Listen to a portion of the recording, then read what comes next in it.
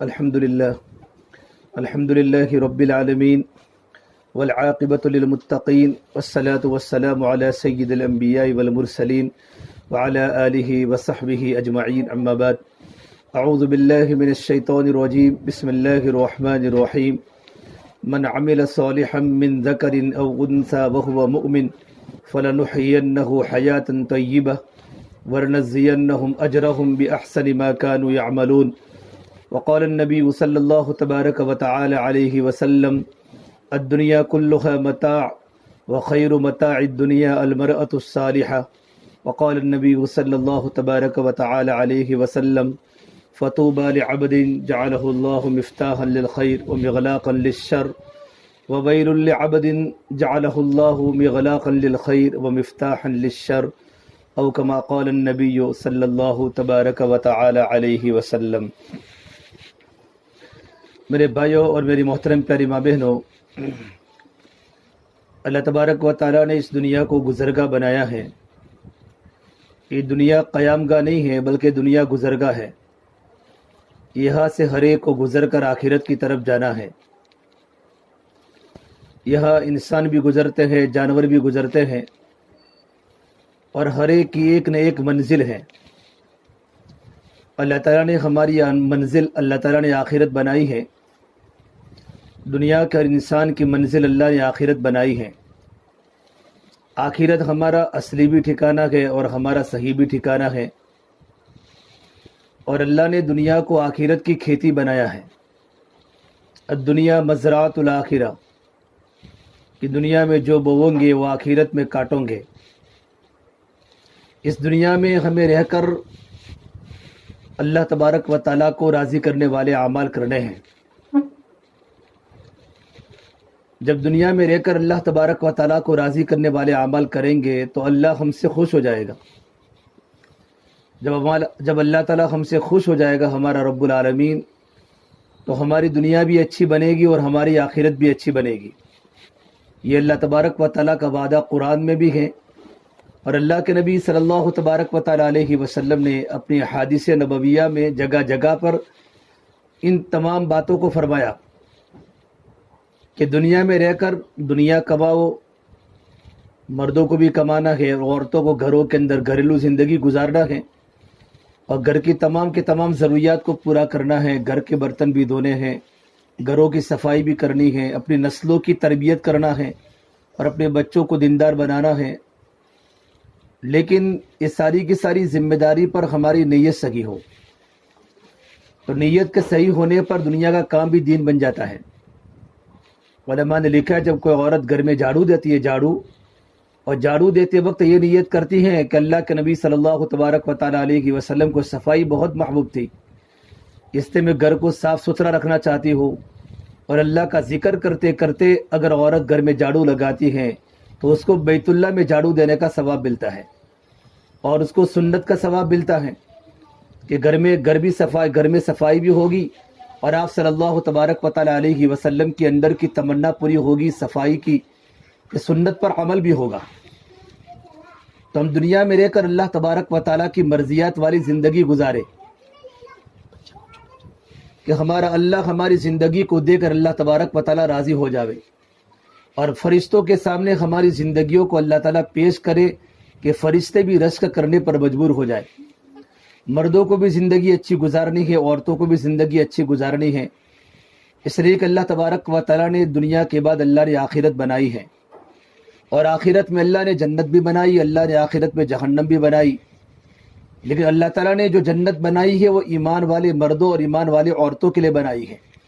ان الذین آمنوا وعملوا الصالحات كانت لهم جنات الفردوس نزلا خالدین فیہا لا یبغون عنہا حولا، کہ جن بندیوں کی زندگی میں ایمان ہوگا اور ایمان کے بعد نیک اعمال ہوں گے، نمازوں کی پابندی ہوگی، پردے کی پابندی ہوگی، آنکھوں میں حیا ہوگی، زبان نرم ہوگی، اور بدن کے سارے اعضاء اللہ تبارک و تعالیٰ کے احکام کے تابع ہوں گے، اور زکوٰۃ کی پابند ہوگی، صدقہ خیرات کرتی ہوگی، تسبیحات کی پابند ہوگی، اللہ کا ذکر کا التزام ہوگا، تو نیک اعمال کے کرنے کی بنیاد پر اللہ نے آخرت میں جنت بنائی ہے۔ لیکن نیک اعمال کے کرنے کی بنیاد پر اللہ پاک ہماری دنیا کو اللہ تعالیٰ خوبصورت بنا دے گا، ہماری دنیا کو اللہ چین والی بنائے گا، سکون والی بنائے گا، اور ہماری دنیا خوشگوار بن جائے گی۔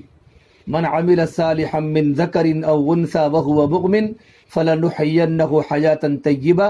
اللہ پاک ہماری زندگی کو خوشگوار بنائے گا، اللہ ہماری زندگی میں چین ڈالے گا، اللہ ہماری زندگی میں سکون ڈالے گا، اللہ ہماری زندگی میں محبت ڈالے گا، اللہ میاں اور بیوی کے درمیان اللہ محبتوں کو زیادہ کرے گا، ہماری اولادیں ہماری آنکھوں کی ٹھنڈک کا ذریعہ اللہ تبارک و تعالیٰ بنائے گا، زندگیوں کو پاک اور زندگیوں کو نیک بنانے پر، کہ ہماری زندگیاں پاک بنے، ہماری زندگیاں نیک بنے، کہ ہماری زندگی کا کوئی حصہ غفلت میں نہ گزر جائے۔ 24 گھنٹے ہم اللہ تبارک و تعالیٰ کی نگرانی میں ہیں، اللہ تبارک و تعالیٰ کے امتحان میں ہیں، ہمیں اللہ تبارک و تعالیٰ برابر دیکھ رہا ہے، ہماری جلوتیں بھی اللہ کے سامنے ہیں، ہماری خلوتیں بھی اللہ کے سامنے ہیں، رات کے اندھیرے بھی اللہ کے سامنے ہیں، اور دین کے اجالے بھی اللہ تعالیٰ کے سامنے ہیں۔ تو میں اور آپ زندگی اس طریقے پر گزاریں کہ ہماری زندگی کو دے کر اللہ تبارک و تعالیٰ راضی ہو جائے۔ جب اولاد ماں باپ کی مرضیات کے مطابق زندگی گزارتی ہیں تو اولاد ماں باپ کی آنکھوں کی ٹھنڈک کا ذریعہ بن جاتی ہیں، اور ماں باپ اپنی اولاد کو خوش کرنے کے لیے تمام قسم کی تکلیفیں برداشت کرتی ہیں۔ جب اللہ تبارک و تعالیٰ ہمارے اعمال کو دیکھ کر راضی ہو جائے گا تو اللہ تعالیٰ ہمارے حالات کو اللہ پاک اچھے کر دے گا، ہماری زندگی کا گزران اللہ پاک اچھا کر دے گا، اللہ ہمارے گھروں میں اللہ محبتوں کی فضاؤں کو قائم کرے گا۔ میری محترم پیاری ماں بہنوں، آج ہمارا دل پریشان ہے، ہمارا دل گناہ کرتے کرتے غلاظتوں کا گٹر بن چکا ہے۔ ہمارے گھر میں فرنیچر ہونے کے باوجود، ہمارے پاس سونا اور چاندی کے زیورات کے ہونے کے باوجود، گھر میں قسم قسم کی نعمتیں ہونے کے باوجود، اولاد کے ہونے کے باوجود، ہمارا ظاہر بھی پریشان ہے اور ہمارا باطن بھی پریشان ہے، اور ہمارا دل بے چینیوں کا مرکز بن چکا ہے۔ آج ہر گھر بجلی کے قمقموں سے روشن ہے، پر دل کالی رات سے زیادہ تاریک ہیں۔ مصنوعی کہے گونجتے ہیں، پر دل خون کے آنسو روتا ہے۔ چہرے ہمارے چمکتے ہیں، پر دل کے اندر ویرانی ہے۔ لباس ہمارے زرق برق ہے، پر دل کے اندر خاک آلود ہے۔ اوپر تو رنگوں کی بہار ہے اور اندر تو ویرانوں کے راج ہیں۔ اوپر تو خوشیوں کے سامان ہیں اور اندر تو بربادی کے گیت ہیں۔ یہ کیوں ہو رہا ہے؟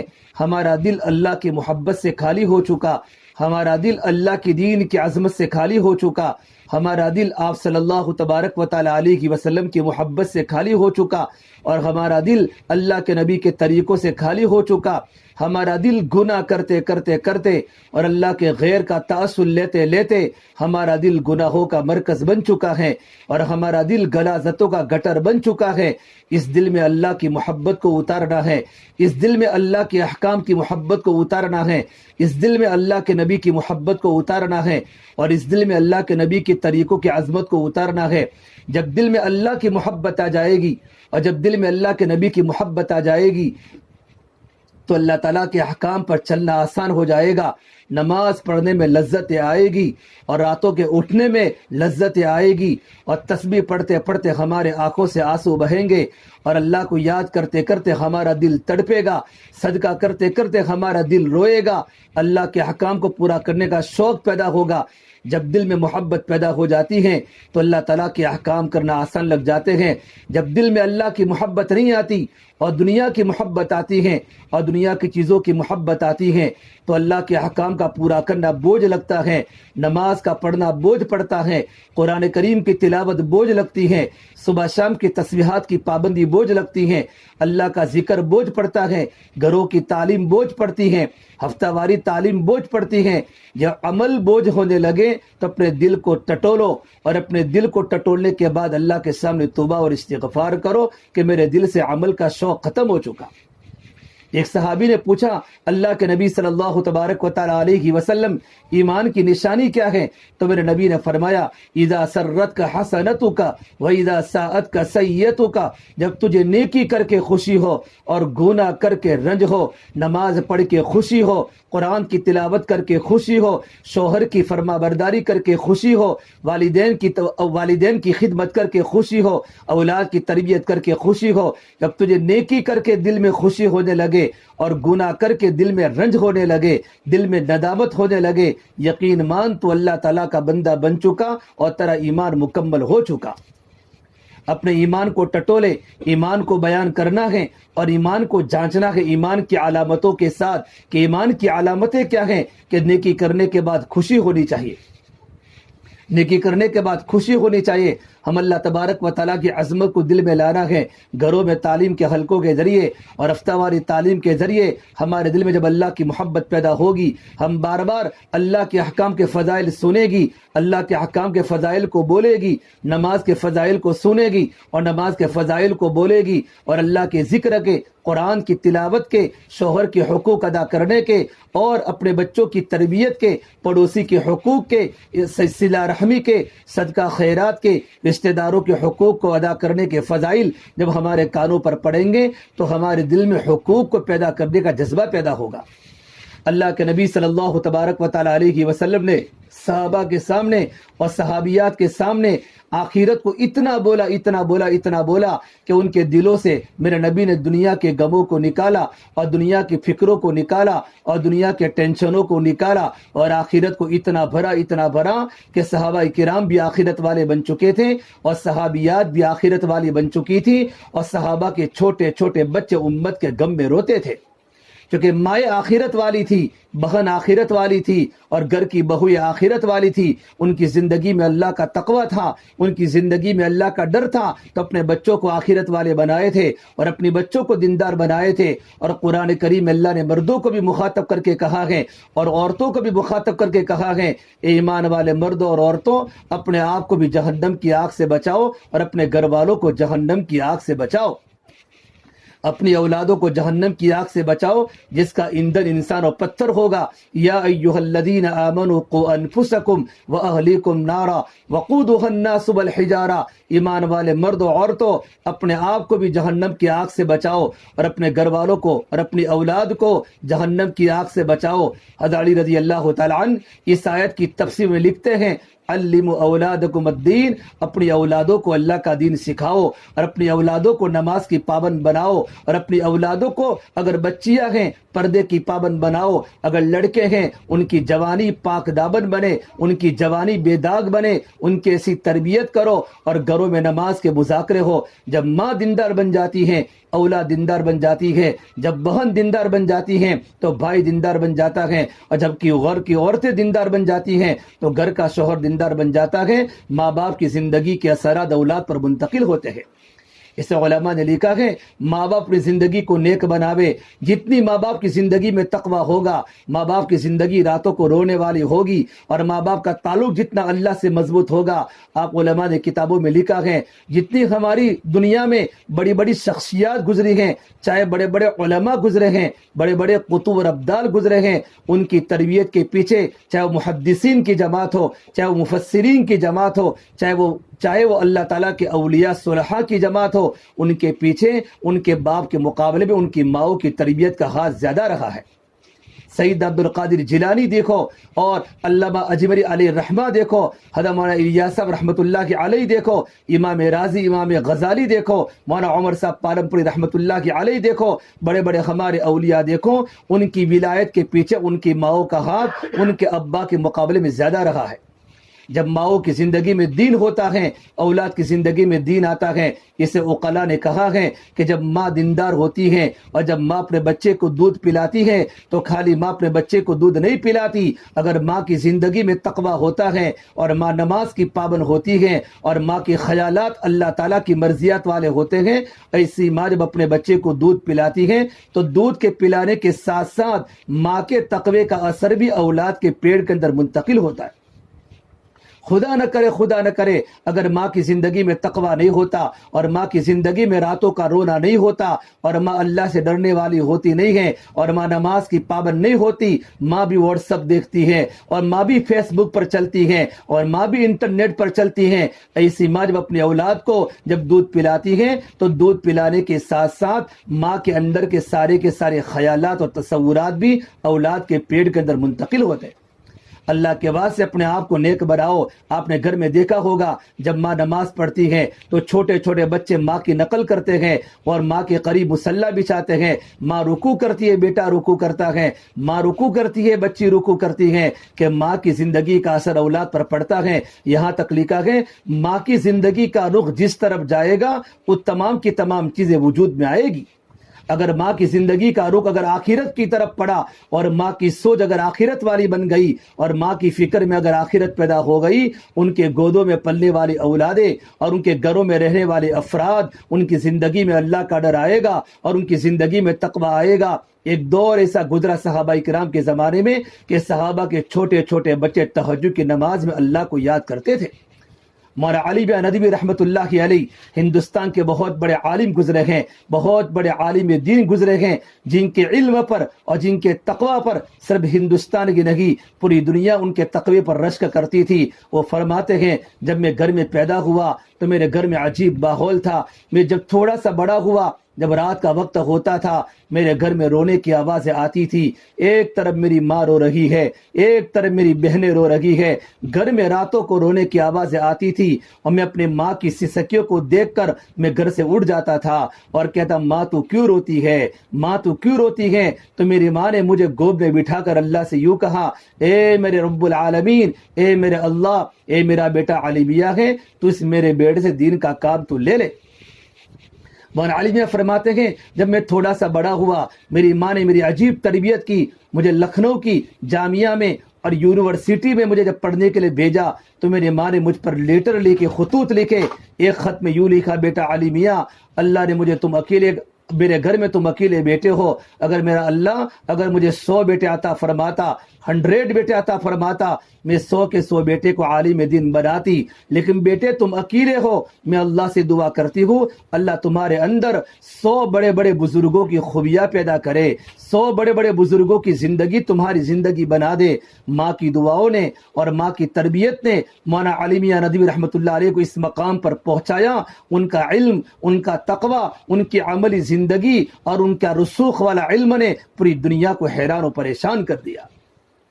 جب ماؤں کی زندگیاں جب دیندار بن جاتی ہیں تو اولاد کی زندگیاں دیندار بنتی ہیں۔ یہ فتنوں کا ماحول ہے، ایسے وقت میں اپنے آپ کو عمل کا عادی بناؤ اور اپنے آپ کو پردے کا عادی بناؤ اور اپنے آنکھوں میں حیا کا کاجل لگاؤ اور اپنے کانوں کو قرآن کے نغموں سے آشنا کرو اور اپنے ہاتھوں میں اللہ کے عشق کی ہتکڑیاں ڈالو اور اپنے پیروں میں اللہ تعالیٰ کی محبت کی بیڑیاں ڈالو اور اپنے ماتھے میں اللہ کے سجدے کا جھومر سجاؤ۔ پھر دیکھو تم کیسی اللہ کی پیاری لگو گی، اللہ بھی تم سے محبت کرے گا، نبی بھی تم سے محبت کرے گا۔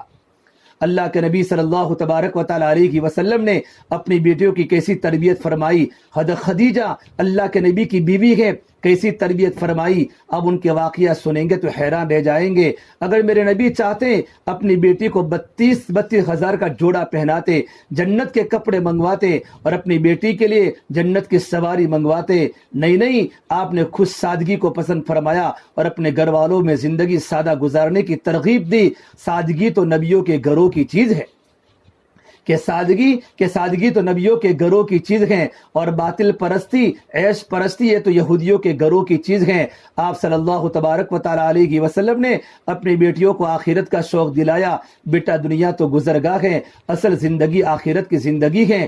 آپ صلی اللہ علیہ وسلم اللہ کے راستے میں ہیں اور کسی نے کہا یا رسول اللہ صلی اللہ علیہ وسلم، آپ کی جگر کا ٹکڑا اور آپ کی بیٹی فاطمہ کتنے دنوں سے بیمار ہیں اور آپ کی بیٹی کے پاس علاج کے لیے پیسے نہیں ہے، آپ اللہ کے راستے میں جہاد میں ہیں۔ آپ صلی اللہ علیہ وسلم جہاد سے واپسی کے موقع پر ایک صحابی عرب کے سردار عمران بن حسین کو ساتھ لیا اور اپنی بیٹی کے گھر پر پہنچے اور گھر جا کر دروازہ کھٹکھٹایا۔ اندر سے آواز آئی، کون ہے میرے دروازے پر؟ میرے نبی نے فرمایا، اے میری بیٹی فاطمہ، تیرے ابا محمد صلی اللہ علیہ وسلم تیری عیادت کے لیے آئے ہوئے ہیں۔ اندر سے آواز آئی، یا رسول اللہ، کیا آپ کے ساتھ کوئی اور صحابی بھی ہے؟ میرے نبی نے کہا، میرے ساتھ عمران بن حسین آئے ہیں۔ اندر سے آواز آئی، اے میرے پیارے ابا، میرے پاس اس سطر کو چھپانے کے لیے کپڑا بھی موجود نہیں ہے۔ میرے پاس تو سطر کو چھپانے کے لیے کپڑا بھی موجود نہیں ہے. نبی کی بیٹی ہے, جنت کی عورتوں کی سردار ہے, حسن حسین کی ماں ہے, لیکن میرے نبی کی بیٹی کو سطر چھپانے کے لیے کپڑا موجود نہیں ہے. آج ہمارے گھر کی لڑکی شادی کے موقع پر 20-20 ہزار کا جوڑا پہنتی ہے, 20-20 ہزار کا جوڑا پہنتی ہے. نبی کی بیٹی کو سطر چھپانے کا کپڑا موجود نہیں ہے. میری بہنوں, کون باپ اپنی بیٹی کی دکھڑے کو برداشت کر سکتا ہے؟ یہ تو محمد رسول اللہ کی بیٹی آپ صلی اللہ تبارک و تعالی علیہ وسلم نے جب اپنی بیٹی کا دکھڑا سونا اور اپنی بیٹی کی زندگی سنی, میرے نبی کو چکر آ گئے اور روتے روتے آپ زمین پر گش کھا کر گر گئے. تھوڑی دیر کے بعد آپ کو ہوش آیا. آپ کے بدن پر 2 کپڑے ہیں, ایک کپڑا آپ کے بدن کے اوپر ہے اور ایک کپڑا لنگی کی شکل میں پہنا ہوا تھا. آپ صلی اللہ علیہ وسلم نے اوپر کے کپڑے کو اتارا اور کہا, بیٹی فاطمہ تم اس سے پردہ کر لو. تھوڑی دیر کے بعد آپ صلی اللہ علیہ وسلم عمران کو لے کر جب فاطمہ کے گھر میں گئے, حضرت فاطمہ کا چھوٹا سا کھجوروں کا بنا ہوا مکان تھا, ٹاڑ کے بستر پر سوئی ہوئی ہے. بارش کے موسم میں بھی ہمارے گھر کے آگے ٹاٹ نہیں ہوتا, اس زمانے میں تو نبی کی بیٹی ٹاڑ پر سوئی ہوئی ہے. آپ صلی اللہ علیہ وسلم نے اپنی بیٹی فاطمہ کی پیشانی پر ہاتھ رکھ کر پوچھا, کیف حالک یا فاطمہ, بیٹی فاطمہ تیری طبیعت کیسی ہے؟ حضرت فاطمہ نے روتے روتے جواب دیا, اے میرے پیارے ابا, 7 دن ہو چکے ہیں آپ کی بیٹی فاطمہ کو روٹی کا ٹکڑا کھانے کو نہیں ملا. یوں کر کے فاطمہ نے رونا شروع کیا. آپ صلی اللہ علیہ وسلم کے کندھے پر فاطمہ کا سر ہے اور آنکھوں میں آنسو بہ رہے ہیں. جب میرے نبی نے اپنی بیٹی کے آنکھوں کے آنسو کو دیکھا تو میرے نبی لرز گئے اور رو پڑے اور بیٹی فاطمہ کے سر پر ہاتھ پھرتے پھرتے فرمایا, یا فاطمہ لا تبکی والذی بعث اباک بالحق ما ذقت من 3 ایام فواقا, اے میری بیٹی فاطمہ مت رو, اس ذات کی قسم جس کے قبض محمد عربی کی جان ہے, 3 دن ہو چکے ہیں تیرے ابا محمد صلی اللہ علیہ وسلم کو بھی ایک روٹی کا لقمہ بھی چکھنے کو نہیں ملا. بیٹی تجھے صبر کرنا پڑے گا, مجھے صبر کرنا پڑے گا, ہمارے خاندان کو زندگی صبر سے گزارنی پڑے گی. بیٹی دنیا تو فنا کی جگہ ہے, اصل تو زندگی آخرت کی ہے. اے میری بیٹی فاطمہ, اللہ نے تیرے ابا کو ایک کلمہ دیا ہے, ایک کلمہ دیا ہے, ایک دین کی محنت دی ہے. میری بیٹی فاطمہ, ایک کلمہ دنیا کے ہر کچے مکان میں جاوے گا اور ہر پکے مکان میں جاوے گا. میری بیٹی فاطمہ, جہاں جہاں رات کے اندھیرے جاتے ہیں اور جہاں جہاں سورج کی کرنیں جاتی ہیں, اے میرا لایا ہوا دین دنیا کے ہر کچے مکان میں جاوے گا, ہر پکے مکان میں جاوے گا. لوگ اللہ کو پہچانیں گے, لوگوں کی زندگی میں اللہ کا تعارف آئے گا, لوگ میری سنتوں پر چلیں گے. اور میری بیٹی فاطمہ, جو لوگ میری باتوں کو مانیں گے اللہ ان کی دنیا اور اللہ ان کی آخرت کو بنائے گا. یوں کر کے آپ صلی اللہ تبارک و تعالی علیہ وسلم نے اپنی بیٹی کو تسلی کی باتیں کی ہیں. میری بہنوں, میرے بھائیوں, اور اپنی زندگی کو بدلنے کی کوشش کرو, آخرت کو سامنے رکھو. یہ دنیا تو دھوکے کا گھر ہے, یہ دنیا تو مچھر کا پر ہے, یہ دنیا تو مکڑی کا جالا ہے. کتنے لوگ دنیا میں آ گئے جن کی ایک واہ واہ تھی, جن کی بول بالا تھی, جن کا اقتدار تھا, جن کی دنیا میں چمک دمک تھی, جن کی دنیا میں کرسیاں تھی, آج ان کو کوئی یاد کرنے والا نہیں ہے. ان کی اولادیں بھی ان کو بھول گئی. قبر کے کیڑے مکوڑوں نے ان کے بدن کو نوچ لیا اور ان کے بدن کو کھا لیا. ایک وہ دن ہمارا آئے گا میں اور آپ آخرت کو سامنے رکھ کر زندگی گزارے کہ مجھے اور آپ کو دنیا چھوڑ کر آخرت میں جانا ہے.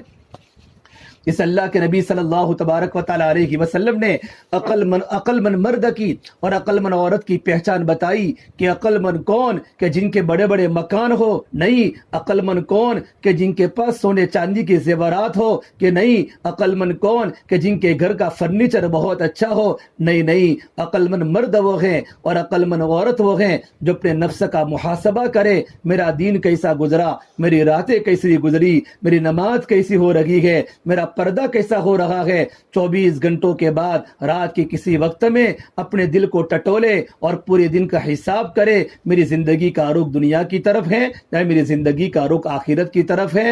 اور آگے فرمایا, عقل مند وہ ہے جو موت سے پہلے موت کی تیاری کرے. الکیس من داد نفسہ وعمل لما بعد الموت، موت سے پہلے پہلے موت کی تیاری کرے. اور میرے نبی نے فرمایا جیسی زندگی گزارو گی ویسی موت آوے گی، اور جیسی موت آوے گی ویسے آخرت سے اٹھائے جاؤ گی. تحشرون کما تموتون تموتون کما تحیون، جیسی زندگی گزاروں گے ویسی موت آوے گی. اگر زندگی آخرت کے ساتھ گزاری، اللہ کے استحضار کے ساتھ گزاری، میرے نبی کی سنتوں کے ساتھ زندگی گزاری، تقوی کے ساتھ، پردے کی پابندی کے ساتھ، نماز کی پابندی کے ساتھ، اللہ کے ڈر کے ساتھ زندگی گزاری ہے، تو موت بھی اللہ ہمیں کلمے والی دے گا. موت ہمیں ایسی دے گا کہ پڑوس والے بھی رشک کریں گے. نماز میں موت آئے گی، سجدے کی حالت میں موت آئے گی، کلمہ پڑھتے پڑھتے موت آئے گی. جیسی زندگی گزارو گے ویسی موت آئے گی، اور جیسی موت آئے گی ویسے قبر سے اٹھائے جاؤ گی. اسے اللہ کے نبی صلی اللہ تبارک و تعالی علیہ وسلم نے حضرت ابو ذر غفاری کو فرمایا، اے ابو ذر کشتی مضبوط بنا لو، دریا بڑا گہرا ہے، اور یہ ابو ذر کمر کو ہلکی رکھو، پل صراط بڑا کٹھن ہے، اور یہ ابو ذر توشہ ساتھ لے لو، منزل بڑی دور ہے. یہ توشہ اللہ کے راستے میں نکلنا، اور اپنے مردوں کو نکالنا، اور اپنے بچوں کو نکالنا، اور اپنے پردے کی پابندی کرنا، گھر کے اعمال کی پابندی کرنا، اور اپنے بچوں کی تربیت کرنا، اور اپنے بچوں کو دیندار بنانا، اور زندگی میں اللہ کے احکام کو پورا کرنا، یہ سارا کا سارا توشہ ہے. توشہ ساتھ لے لو، منزل بڑی دور ہے. موت تو ہر ایک کو گھر پر آنی ہے، اور ہر ایک کے گھر پر رونے کی آوازیں آنے والی ہے. ایک ماں جب گھر پر ہوتی ہے، اولاد گھر میں ہوتی ہے، ماں کو اپنے بچوں سے کتنا پیار ہوتا ہے، کتنی محبت ہوتی ہے. بچوں کے اسکول کے جانے کا وقت ہوتا ہے، امی مجھے ناشتہ دے دو، امی مجھے پیسے دے دو، میری بیگ تیار کر دو. ماں تیار ہو جاتی ہے، اپنا کھانا پینا پیچھے کر دیتی ہے، اپنا کھانا پینا بھول جاتی ہے. اولاد کی ضروریات کو پورا کرنے میں ماں کھڑی ہو جاتی ہے، اور اپنے بچوں کو روانہ کرنے کے لیے ماں گھر کے دروازے پر آتی ہے. ایک دن آئے گا اولاد کھڑی کی کھڑی ہوگی، اور ماں دنیا سے رخصت ہو جائے گی. اسکول کا وقت ہوگا، ماں مجھے اس کی ضرورت ہے. ماں کھڑی ہو جانے والی آج بستر پر سوئی ہے، اٹھانے والا کوئی نہیں ہے. ہمارے گھروں سے بھی جنازے اٹھیں گے. اسے میں اور آپ اپنی آخرت کی تیاری کرے، اللہ کو منانے کی کوشش کرے، زندگی کو پلٹنے کی کوشش کرے. آج سے ارادہ کر کے جاؤ ماشاءاللہ، اور اپنے اولادوں کو اللہ کے راستے میں بھیجو، اور اپنے شوہروں کو اللہ کے راستے میں بھیجو. ابھی ہمارا سامنے اجتماع آ رہا ہے، اجتماع سے اللہ کے راستے میں جماعتیں نکلنے والی ہیں. 4 مہینوں کی جماعتیں نکلے گی، اور چلوں کی جماعتیں نکلے گی. آپ اپنے شوہر کی ترتیب بناوے، اور اپنے بچوں کی ترتیب، جوان بیٹوں کی ترتیب بنا کر ان کو اللہ کے راستے میں روانہ کرے. علماء نے لکھا ہے، میرے نبی نے فرمایا، جو عورت اپنے شوہر کے دین کے کام میں تعاون کرتی ہے، اللہ تبارک و تعالی اس عورت کو اپنے شوہر کے 500 سال پہلے جنت میں بھیجے گا. اس لیے آپ اپنے آخرت کی فکر کرنے کے ساتھ ساتھ اپنے گھروں میں آخرت کے چرچے کر کے ہر ایک کو اللہ کے راستے میں بھیجنے کی ترغیب دے، اور اپنی خود کی بھی ترتیب بنا کر آپ ہمیشہ 3 دن اللہ کے راہ سے محرم کے ساتھ جاوے. 2 بار یا 3 بار اگر آپ کے 3 دن لگ جاوے، 10 دن اللہ کے راستے میں جاوے. آپ کی 3 دن کی جماعتیں ہمارے شہر میں رہے گی، پھر 10 دن کی جماعتیں ہمارے گجرات کے کسی ضلع میں جائے گی. 2 بار یا 3 بار آپ کے 10 دن لگ جاوے، پھر آپ کو اللہ کے راستے میں چلے میں جانا ہے محرم کے ساتھ. اور آپ کا چلہ ہندوستان کے کسی صوبے میں لگے گا، اور چلہ لگنے کے بعد پھر آپ کو 2 مہینہ بیرون جانا ہے. کتنی بیرون مستورات کی جماعتیں ہمارے ملک میں آئی، اور ہمارے ملک کی کتنی جماعتیں، بلکہ ہمارے گجرات کی، بروڑا کی جماعتیں ساؤتھ امریکہ میں اور پناما میں اور کینیڈا میں کام کر کے آئی. مستورات کی جماعتیں دنیا میں گم رہی ہیں. اللہ کے بندوں کو اور اللہ کے بندیوں کو اللہ کا دین پہنچ رہا ہے. اللہ نے آپ کو بڑی صلاحیت دی ہے، اللہ نے آپ کو بڑی استعداد دی ہے. آپ تو اللہ والوں کی گھروں کی بیٹیاں ہیں. آپ کے یہاں تو بہت اچھا ماحول ہے. آپ ارادہ کریں ماشاءاللہ، اور آپ ہمت کریں تو اللہ تعالیٰ آپ کو بھی اور آپ کے شوہروں کو بھی اور اللہ تعالیٰ آپ کے بچوں کو بھی قبول کرے گا. لیکن سب سے پہلی بنیادی بات، عورت کی سب سے بڑی ذمہ داری ہے اپنے گھر میں نسل کو بنانا. کبھی کبھی اللہ کے راستے میں جانا 3 مہینے میں 1 بار 3 دن لگانے ہیں، اور سال میں 1 بار 10 دن لگانے ہیں، لیکن زیادہ وقت آپ کا گھر میں گزرتا ہے. اسے گھر میں اعمال کی پابندی کرو، نمازوں کی پابندی کرو، قرآن کی تلاوت کی پابندی ہو، صبح شام کی تسبیحات کی پابندی ہو. گھر میں کھانا پکاتے پکاتے بھی اللہ کا ذکر کرو. حضرت شیخ زکریا رحمۃ اللہ لکھتے ہیں کہ میری بچیاں روٹی پکاتے پکاتے 3 پارے کی تلاوت کر لیتی تھی. گھر کی ساری بچیاں حافظ قرآن تھی. 24 گھنٹے گھر میں قرآن کریم کی تلاوت ہوتی کی، گھر میں جھاڑو لگاتے لگاتے بھی قرآن کی تلاوت، برتن مانجتے مانجتے بھی قرآن کی تلاوت، اور اپنے شوہر کے حقوق کو ادا کرو۔ میرے نبی نے فرمایا، ایک صحابی حضور کی خدمت میں آئے، یا رسول اللہ میری بیٹی کی شادی ہے تو میری بیٹی پر اس کے شوہر کا کیا حق ہے؟ آپ صلی اللہ علیہ وسلم نے فرمایا، تمہاری بیٹی کو کہہ دو اگر تمہارے شوہر کے بدن پر زخم لگ جاوے، سر کے بال سے لے کر پیر کے ناخن تک پورے بدن میں زخم، پورے بدن پر زخم لگ جاوے اور زخم میں سے پیپ اور خون نکل جاوے، اور تمہاری بیٹی اپنے شوہر کے خون کو چاٹ بھی لیوے نا، تب بھی اس کے شوہر کا حق اس نے ادا نہیں کیا۔ اسے میرے نبی نے فرمایا، اور شوہر کی اجازت کے بغیر گھر سے نہ نکلے۔ اگر کوئی عورت اپنے شوہر کی اجازت کے بغیر جب گھر سے نکل جاتی ہے تو زمین کے جس حصے پر اس کا پیر پڑتا ہے تمام کی تمام چیزیں اس پر لعنت بھیجتی ہے، آسمان کے فرشتے بھی اور زمین کے فرشتے بھی اس پر اللہ تبارک و تعالیٰ کی لعنت بھیجتی ہے۔ اللہ کے واسطے شوہر کے حقوق کو ادا کرو، اپنی اولاد کی بہترین تربیت کرو۔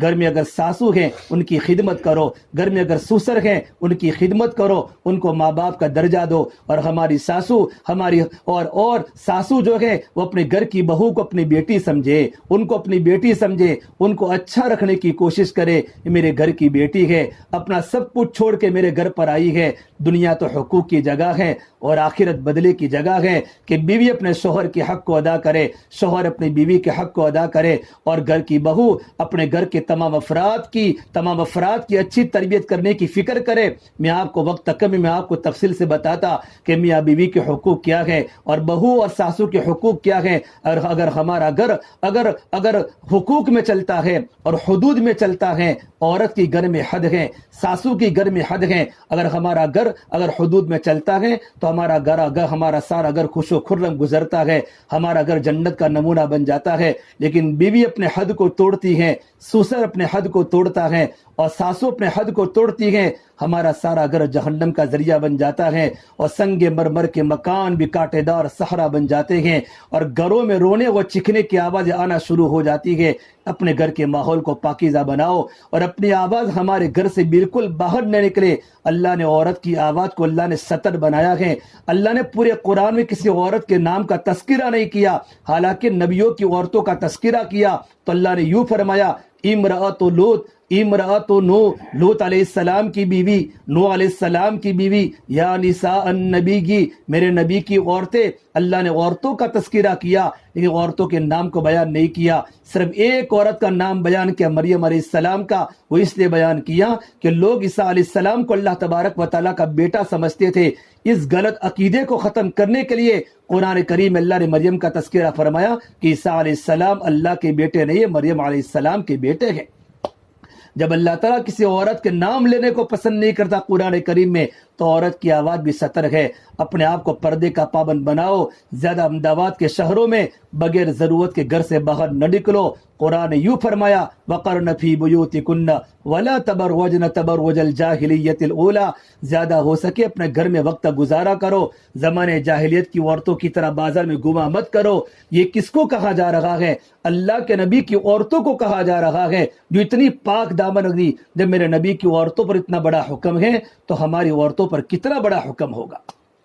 اس علماء نے لکھا ہے، جب کوئی عورت بغیر پردے کے، بغیر سر پر دو پٹے لیے ہوئے جب بازار میں جاتی ہے، آسمان و زمین زیر و زبر ہو جاتا ہے، آسمان ٹوٹنے کو تیار ہو جاتا ہے، زمین پھٹنے کو تیار ہو جاتی ہے، اللہ تعالیٰ آسمانوں پر ناراض ہو جاتے ہیں، میری بندی تو کیا کر رہی ہے، میری بندی تو کیا کر رہی ہے۔ ہمارا کام ہے گھروں میں رہنا، اور گھروں میں رہ کر اپنی نسل کو تیار کرنا، اپنے بچوں کو دیندار بنانا، اپنے بچوں کی بہترین تربیت کرنا، اور گھروں میں تعلیم کے حلقے لگانا۔ ہمارے گھر میں تعلیم پابندی کے ساتھ ہو رہی ہو، 6 صفات کے مذاکرے ہو رہے ہو۔ مولانا عمر صاحب پالمپوری فرماتے تھے، اگر ہمارے گھروں میں تعلیم کے حلقے نہ لگے اور ہمارے گھر میں 6 صفات کے مذاکرے نہ ہوئے تو ہم گھر پر رہتے ہوئے بھی بے گھر ہو جائیں گے۔ اور یہ فرماتے تھے، ہمارے گھر میں وہ سارے کے سارے کام ہوں گے جو یہود و نصارہ کے گھروں میں ہوتے ہیں اور ہمیں پتہ بھی نہیں ہوگا۔